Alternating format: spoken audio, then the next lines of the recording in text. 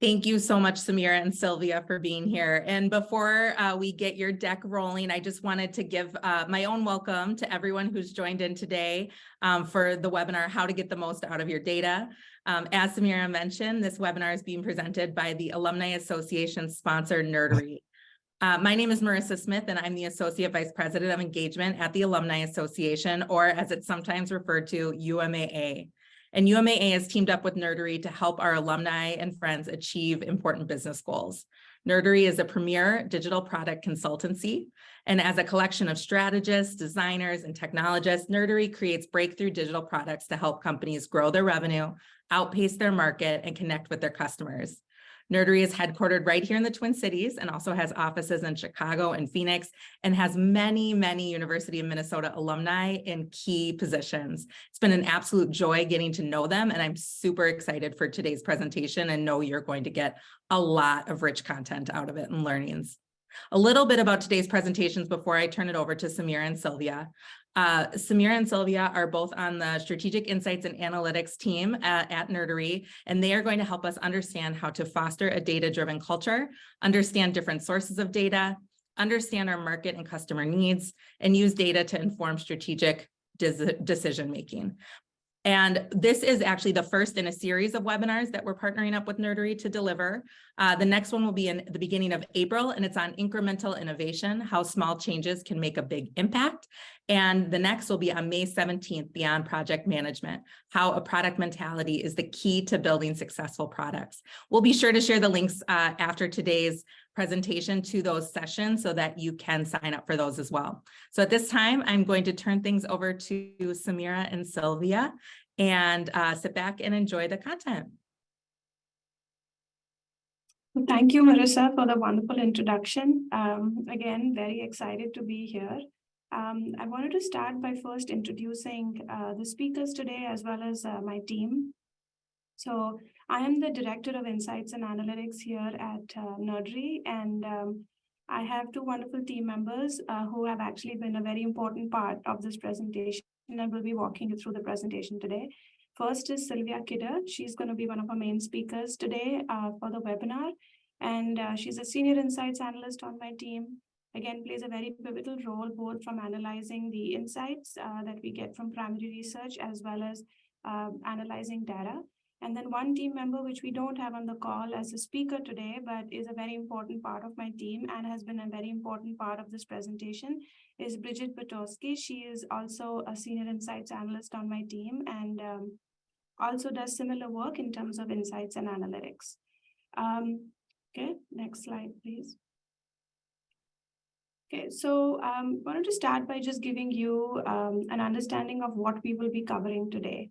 First of all, we will be identifying and managing data, including what you might already have. What that essentially means is that we want to give you a glimpse of really reflecting inwards within your organization and seeing what kind of data sources you will have at your disposal as you begin this journey. Secondly, we will talk a lot about what it means to be insights-driven. You know, we hear the term data-driven a lot. We're going to introduce a new term today, which is insights-driven, and again, give you an understanding of what that means and why it is important. Where insights fits into the product lifecycle, Nerdery is a digital product consulting company, and so from that perspective, we focus more on producing and creating digital products. So we wanted to give you a look into how insights and analytics, as you become a more insights-driven organization, fits into the overall product lifecycle. And then finally, drafting goals for insights work and supporting an insights practice. These are things you can do to actually bring this, these learnings that you will get from the webinar today in action in your everyday work life. Okay, next slide, please. And then I believe we actually have a poll question. I don't know if Yep. Marissa will be putting that up. Yep, here comes the poll. So we would love to understand what is the main benefit you want to get out of your data. We will talk about the results of this poll question a bit later on, but we would love to understand your existing at your existing workplace. What is the main benefit you feel? So let's just take a minute to answer that question.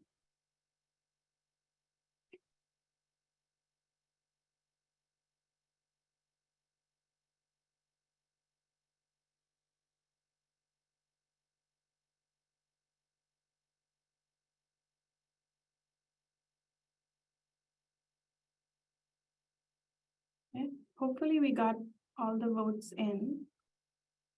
Oh, wow.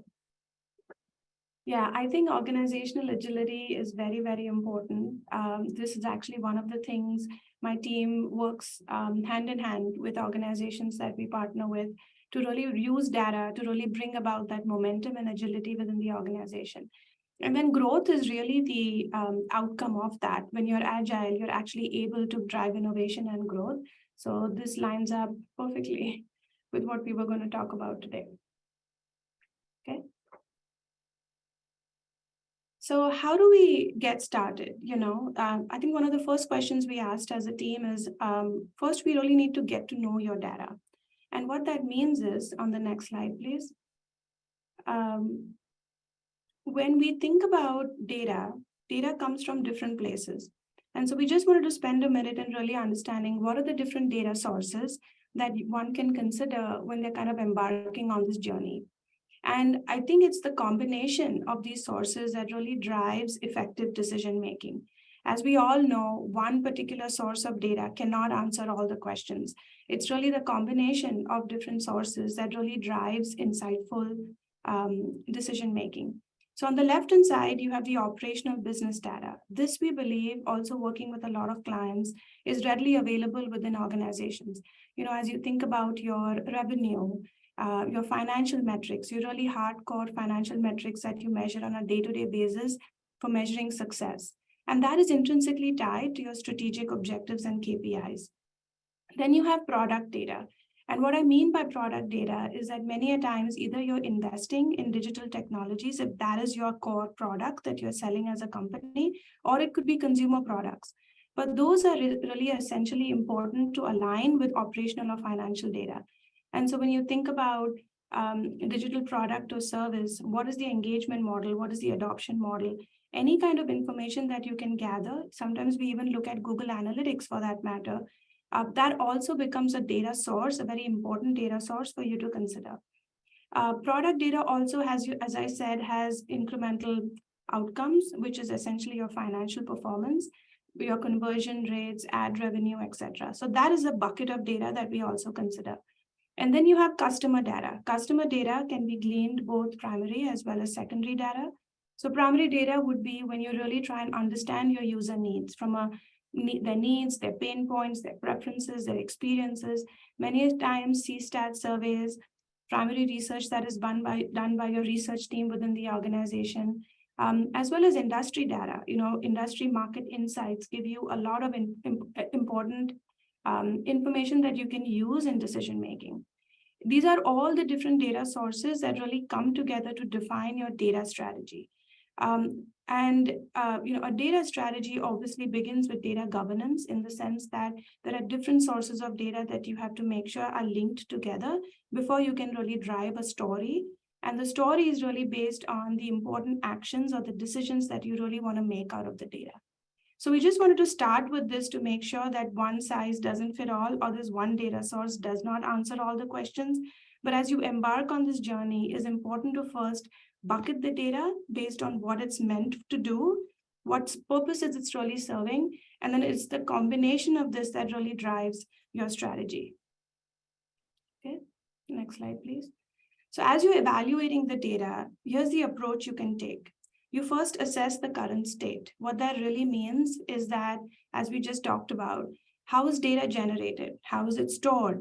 How is data interrelated to one another? So yes, there are different sources of data, but what is each data telling you that links to the other piece of data? What are the different paths the data takes? And many times we assess those paths based on the stakeholders who are responsible for mining that data, or are the teams who use a particular source of data the most. And then what are the current challenges in using the data? Many a times when we work with clients, they often face a problem of not being able to access the data, right? So then we start talking about data architecture and data warehousing. But it's really important to assess your current state, see what the challenges are, what the strengths are, before you go and make any changes, and really identify those gaps. The second step is to connect the data to business needs. So data by itself, and we all know this, is useless. It has to link to a bigger objective. It has to mean something. And so many a times, my team, we all really sit down with the business strategists and really try and understand what are the business objectives they really want to achieve? What are the questions they are meant to answer? What are the key results and the key performance indicators that they want to measure success on? And that is when data becomes valuable, because you start linking data to a question and start understanding what are the decisions that are being made and what are the roles and responsibilities of different stakeholders who are playing within this decision-making process. And then finally, you create a data strategy. So a culmination of all this work really comes about in a data strategy. Again, a data strategy is meant to answer questions that are pertinent to the business. So it ties objectives to the future metrics or the current metrics that you have data for. Underlining technology and architecture. So yes, you want to answer a question, but are you able to answer the question based on the way your data is accessible through the technology that is your backbone? And then finally, the stakeholders who are responsible and creating the data also need to be part of the data strategy, because they are the stewards of the data. They are the ones who really understand the depth and breadth of the information. And it's very important to bring them along so that you can make a more collaborative approach. So this is typically the approach we take, but we also want to be really, really cautious. Next slide, please. You don't want to be a data dragon. And what that essentially means is that it's very, very tempting to collect tons and tons and tons of data. And ironically, I was just in a meeting this morning where with a client who has so much data, they really don't know what to do with it. So there's one really good thing about having a lot of data, that you can actually make decisions beyond what you are currently thinking of, and you have really validated information that you can use to drive those decisions. But on the other hand, it can also be very overwhelming and unnecessary for you to assess that pieces of data. So as you select data sources, they need to be relevant, they need to be accurate. You should check for the completeness, the timeliness, and the reliability of the data. And these are almost principles that all data folks follow. Without that, you're really risking the potential use of that information. Okay. One aspect of getting internal data, which we talked about, operational data and financial data, another big bucket of information that you can get is customer data. And researchers and analysts really work hand in hand in this. So when you think about research, you think about connecting the what to the why. So when you think about financial data and operational data, those are pieces of data that are really trying to tell you what is happening within your organization. You really don't know why it's happening. And that is when you bring in a research expert to really start understanding what are the underlying needs, motivations of the consumers who are impacted by what you are seeing in the operation and financial data. So there are typically three sources of information and three sort of competencies within the research realm that we consider. One is market intelligence, which is intuitively understanding your trends, your market insights that you're gathered from syndicated data, secondary research sources, a lot of academia that also comes into play here. But you just become more informed of the competitive context or the broader industry context that your business plays in. And then you have customer intelligence. That is really understanding your end user or your business user, whether you're a B2B business or a B2C business, understanding their needs, their pain points, and really defining customer-centric strategies. And then you have UX testing. So as you go down the path of actually developing a product, you might come across, testing the functionality of the product and really trying to understand which are the pieces of that the experience where the customer truly struggles in experiencing and using your product. It's really the combination of these three data sources that build the construct of customer data. And again, as you're seeing, there are different layers within each data bucket. When you think about the few slides that we just went through when we talked about the what, that was all about the operational data and the financial data. And they had layers within that too. And then you have a big bucket of customer data, and you mine that using these three different ways of collecting information from different sources. Okay, next slide, please. So the goal over here is to really not just think about data by itself, because as I've said multiple times, data by itself is useless. If it's not linked to a business objective, if it's not giving you the information, which is essentially the insight that you need, that gives meaning to the data. And so we really want to shift this idea that all organizations want to be data-driven. We believe organizations need to be insights-driven, because again, we want to make use of the data to drive actionable decisions. Okay. The next slide, please. So as you think about the pyramid, you think about, there are 3 tiers of essentially how you think about data to insights. So as I said before, the lowest level of this pyramid is data, which is really raw, unprocessed facts that you will collect from different data sources. They're not really harnessed or processed in the sense, because by itself, it doesn't mean anything. Data analytics is the second layer, where you start putting connection points to what you are seeing in the data. That is when data is processed, aggregated, and organized into a context and a format that makes sense for the business context, okay? And that is where you use techniques such as analytics, machine learning. Obviously, there's data architecture, there's data engineering. And so it's really deploying the data and mining the data to, again, answer decisions. But as you are going through data, I've been down this path where the data can only tell you so much. It doesn't tell you the why. And that is where insights come into play, where it gives you a meaning for what you are seeing. That data can be collected from primary and secondary information, because as you're analyzing the data, you might identify gaps. Those gaps would be filled with additional research, and then that uncovers the why. So again, encouraging all of you to think about not being just data-driven, but insights-driven, making data more useful as it's applied to your business. Okay. So there are several benefits of being insights-driven. No-brainer here, it really gives you a holistic perspective. So as you're really trying to diagnose a problem or answer a question, you're thinking far more holistically. You're not just thinking singularly on how it's going to impact the work. Secondly, you are, it really drives informed planning. And what that means is that as you think about working across the organization, you have different domains, you're continuously learning, and you're beginning to use data as well as insights to drive that predictive understanding of what will happen in the marketplace, right? So you're not only ready and poised to answer questions for today, but you're also gearing up to predict what will happen in the future and being ready for that. And then finally, organizational agility and innovation. So, we are in several conversations as part of Nerdery team to really start thinking about how do we proactively support organizations to be ahead of the market when it comes to innovation.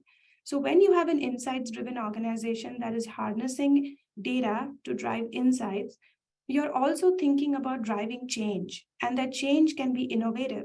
Of course, it has to be strategically rooted with high quality data, but it's giving you that bandwidth and that encouragement and confidence to think about the future more confidently. So this is how it all comes together. If you are an insights-driven organization, it provides you a holistic perspective. It gives you informed planning and decision-making for today as well as for tomorrow. And it builds the agility and innovation muscle for you to sustain yourself as an organization for the long term. We have some statistics on the next slide from Forrester, which prove to you that organizations who are insights-driven and who are investing in this sort of domain expertise is more likely to, be more agile. So 1.7 times more likely to be, 1.5 times more likely to provide improved customer satisfaction, and 8 times more likely to drive growth. So we know that if we are agile, if we're using insights to really make decisions, likely you are going to grow into a highly profitable organization. Okay. Next slide, please. I'll hand this over to Sylvia now, and she'll walk you through the next section. All right, so hello everyone. I'm Dr. Sylvia Kidder, and I'm not a UMN alumnus, sadly, but I have a lot of close friends and colleagues who are, so I'm really excited to speak with you all today. Hopefully by this point, you're convinced by the benefits of being an insights-driven organization. So the next step is figuring out how you can get there. This section will show you how you can use data effectively to generate insights by explaining where insights fit into the product lifecycle, as well as some best practices for setting goals within a research project. Sorry, I'm switching between screens here. You may be familiar with the concept of the product management lifecycle, which describes the different stages that both digital and physical products generally move through. So the diagram that we show here extends those stages to show how new product ideas draw from larger business strategy and how existing products are ideally subject to ongoing optimization to ensure their continued success in the market. Frequently, useful data are created both before and continuously throughout the product lifecycle. So it's not just at only specific stages, it's really ongoing throughout. Insights researchers are responsible for collecting and synthesizing those data to keep the products grounded in real customer needs and behaviors. I personally have yet to hear of an organization that makes decisions completely free from internal politics and pet projects, but ideally those good data are an antidote to overconfidence in personal opinions. One step that's too often overlooked in the excitement of the ideation is the evaluation of existing data, which is a highly cost-effective way to inform strategy. Organizations can and should use their market intelligence, internal metrics, and existing customer data to create guardrails when solutioning. Next, data should be used to assess customer needs and pain points. So understanding the motivations and frustrations help define opportunities for solutions. Similarly, understanding customer context can inform viability. So to pick on Segway, for example, it's completely possible to create a perfectly functional product that theoretically solves a need and still flops because it violates other customer needs, such as cost or coolness. In later phases, research often focuses on evaluating products to identify areas for improvement and/or expansion. And this is really critical because the competitive landscape, as well as customer needs and pain points, are continuously evolving. In practice, very few products really stay relevant without those periodic updates, although the timing can vary. So you've seen where data fits into the product lifecycle. The next question is how you use data within any one of those steps. Here we've outlined the major steps in the research process, and these apply really regardless of phase within the product lifecycle. It's kind of the same process wherever you are. The first of these is to identify business goals, which ensures that a study aligns to broader insights and business strategy. Next is to translate those goals into clear, specific, and achievable research objectives. These objectives inform the most appropriate and feasible research method, which is a plan for collecting and analyzing data. Methods vary widely depending on the goals and nature of the product, but we're not going to get into that too much today. Next comes the really fun part, or if you're not really a researcher yourself, probably the really tedious part, which is actually collecting and analyzing the data. To me, this step always feels kind of like the dark before the dawn, because you have to wholeheartedly dive into the chaos of real-world data to be able to start making sense of it. Regularly returning to the research objectives, though, within this phase helps maintain the focus where it matters the most. The last step is to share insights so that they can be fruitfully applied. And today we'll take a deeper dive into two of these phases, writing research objectives and then sharing and applying insights. So regardless of whether or not your role involves working directly with data, shaping research objectives is a great way to ensure that you'll get as much as possible from your organization's data. Developing formal research objectives ensures several important outcomes, and the first of these is alignment to business objectives. Research obviously involves significant investment, so it's critical to anchor those objectives to a business priority. That could be something like increasing value, developing strategy, improving operations, or something else, but it is really important to pin it to something specific. Ideally, research objectives are developed in partnership with the research team, the cross-functional team, sorry. This ensures that they reflect stakeholders' perspectives, contributing to team alignment on scope and outputs. By both laddering up to strategy and aligning with teams, research objectives can focus on gaining knowledge that's likely to result in those actionable recommendations, which are what we really want. This can involve the sometimes painful step of culling questions whose answer is likely outside the realm of what a team has control over. So for example, if you are working with the marketing team, it's not going to be very helpful to give them a bunch of recommendations about an existing product that they're trying to sell, even if they're the best recommendations in the world. So you have to think about your audience there. It's also important to hit the right level of detail to ensure actionability. They should be granular enough to be clear, but also broad enough to be impactful. Lastly, research objectives force teams to consider feasibility. Metrics should be clear and attainable. It's probably something you've heard before, but I've found that the excitement, especially in the early phases of research, creates a temptation to boil the ocean. So it's important to accept that no study is going to be all-encompassing. And whenever possible, research should be iterative to allow for that efficient knowledge building where you can tackle one piece at a time and really hone in on areas where you need further research later on. I'd now like to share the general approach that I use to write research objectives. So this starts at the broadest level by determining priority business goals. Next, you assess existing knowledge, which helps avoid redundant work. And then I move on to identifying team goals.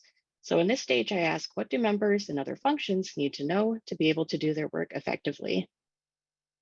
Lastly, once we have all of those blue sky objectives, we narrow them down based on feasibility and the likelihood for actionability. And I do want to note here that objectives, while they need to be specific, can still lend themselves towards more generative research. So it would still be appropriate, for example, to set a goal of identifying pain points without necessarily having any preconceived notions of what those might be. So it's perfectly okay to say, we don't know anything about this. We want to find out whatever we can. What does this look like in practice? So say that you're given the goal of improving customer satisfaction with your company's website. From talking with various stakeholders, you learn that customers seem unhappy with the online checkout process. So you're part of a cross-functional team that's been formed to improve that flow. Your role is to use the data that you have and collecting new data to identify opportunities. Based on the competencies of your team, you collectively decide that this study should focus on understanding a couple of different things. So what customers find annoying and confusing about the current online checkout process, what they expect or want from online checkout processes in general, and what your key competitors do differently that customers appreciate. So what might you be able to borrow from others' lessons learned? Together, these objectives then guide your choice of methods and lend themselves to the next step, which is writing your research plan.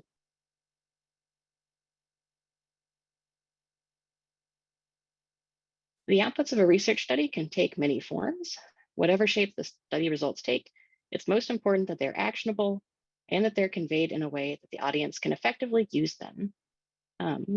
So next, we'll show an example of one common research output, a current state journey map, and explain what makes this an effective way to share knowledge, one that we use fairly often here. Current state journey maps, if you're not familiar with them, illustrate the actions that consumers take or the stages that they go through. This process could be really small, like deciding whether or not to download an app, or it could be really large, like undergoing treatment for a major medical condition. You'll see that along the top there, we have identifying the steps in the current experience.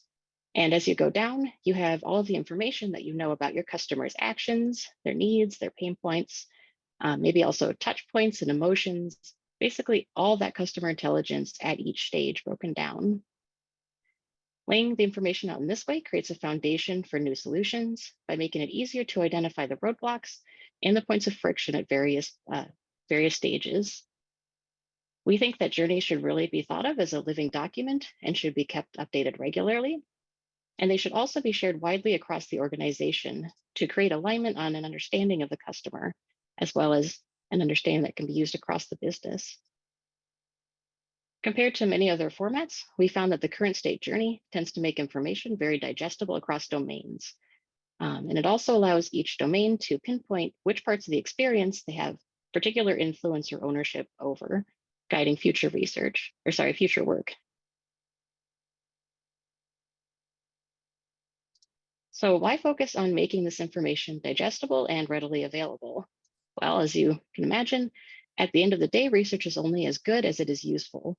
And researchers are rarely the ones making the major decisions based on their own findings. We're all part of these cross-functional teams.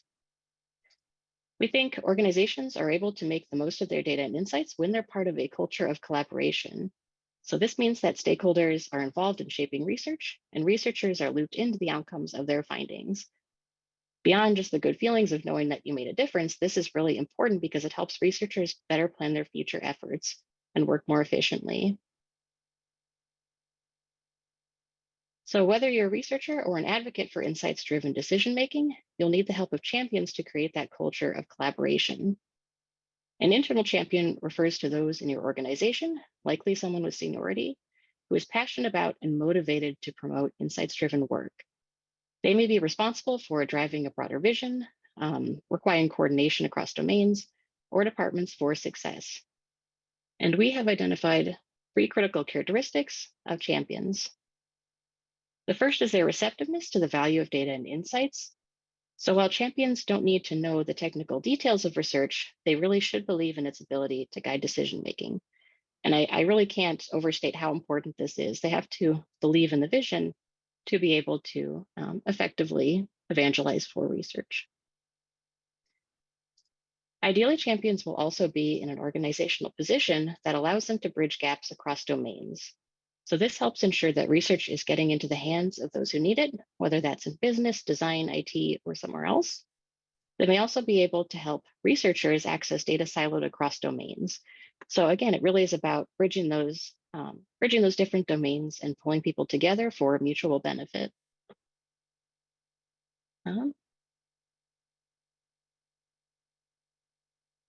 Lastly, champions must be positioned to leverage insights in their role. So senior level champions may evangelize insights and help ensure that results are implemented and feed back into business strategy. Champions in other positions can apply findings to their day-to-day work.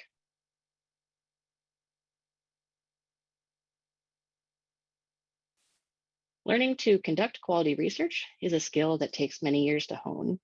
But I want to reiterate that everyone has a role to play in insights, regardless of your background is in research or something completely different. What that role looks like will vary depending on your training, your job responsibilities, and your organizational influence as well. I have another poll question here to get you thinking about your future. So if we can launch that. And we really want to understand, how do you see your role in advancing your organization to become more insights driven? So we'll give maybe 20, 30 seconds or so for you to answer.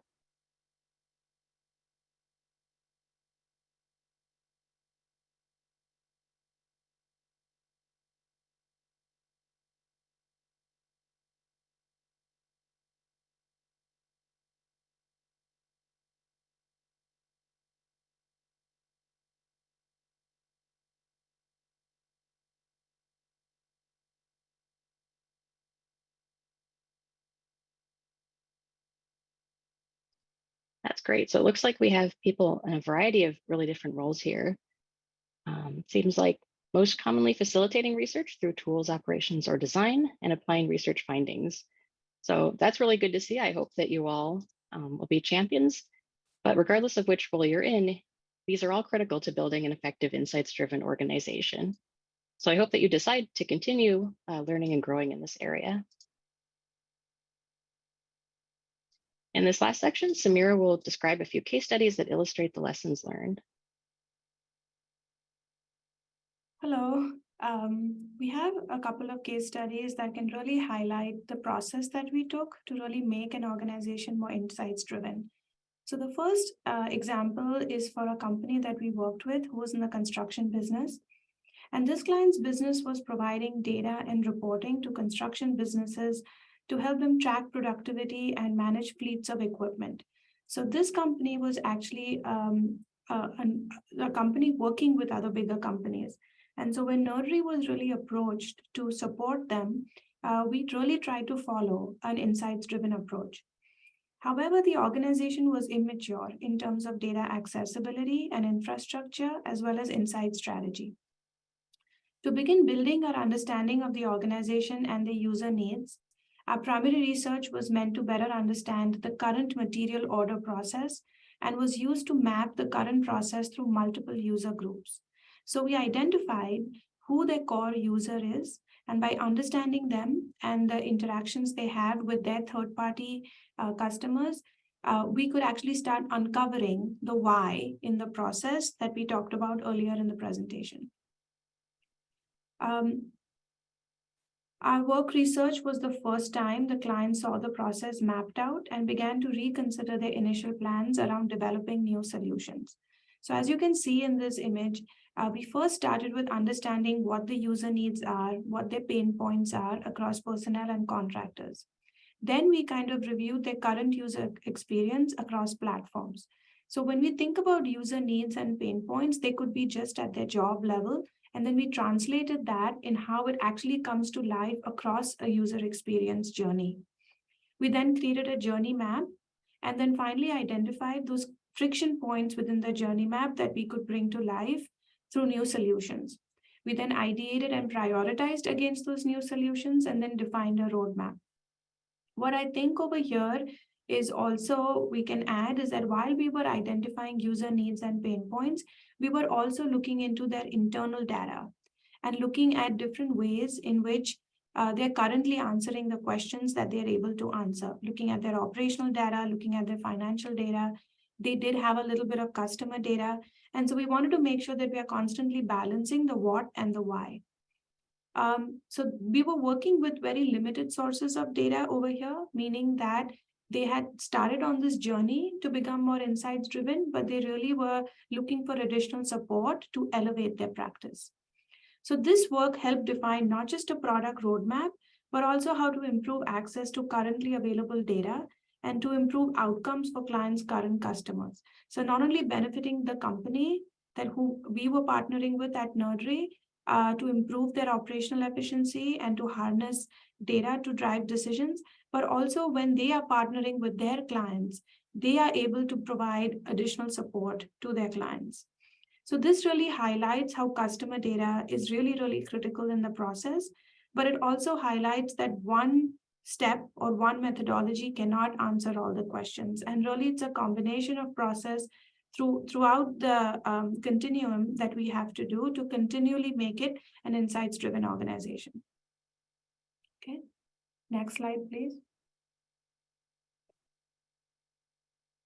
This was a healthcare client, a healthcare provider who we worked with at Nerdery.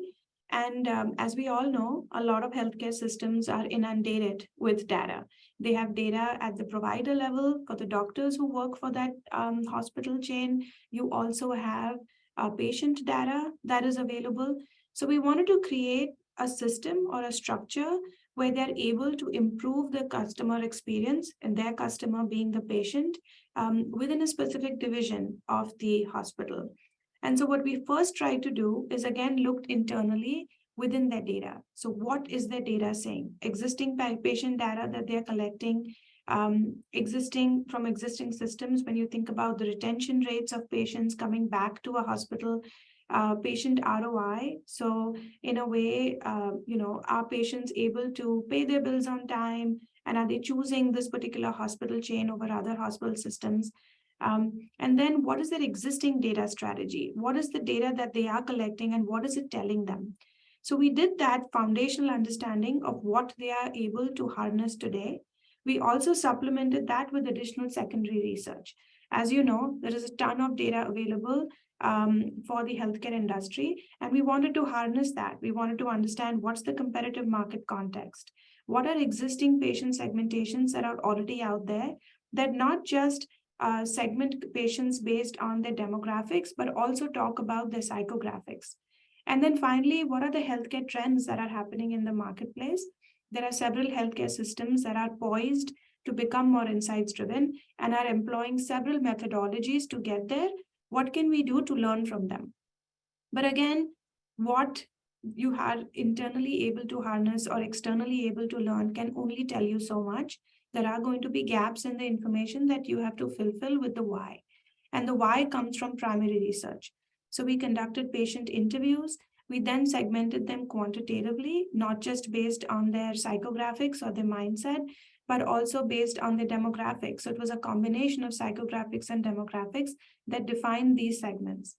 We then defined a journey map similar to the previous example in the construction industry.